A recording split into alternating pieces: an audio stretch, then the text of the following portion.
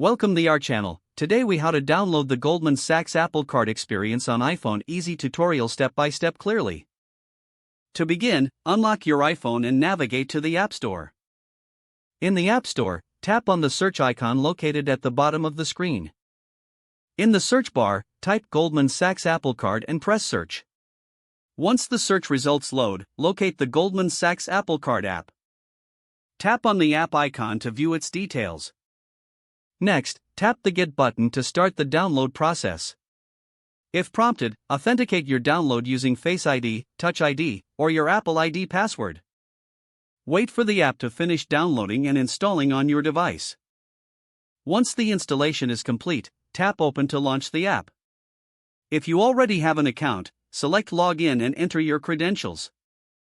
If you're new to the app, tap Sign up to create a new account. Follow the on-screen instructions to enter your personal information and set up your account.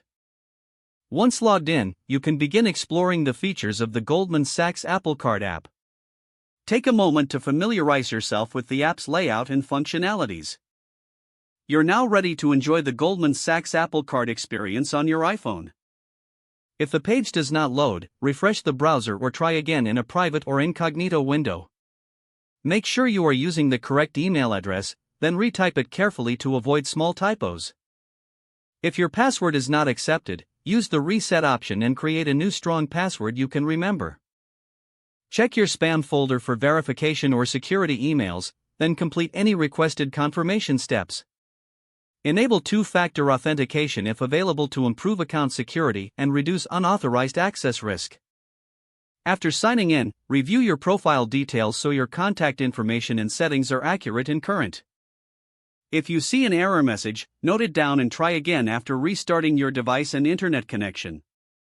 Log out when you finish, especially on shared devices, to keep your account and payment information secure.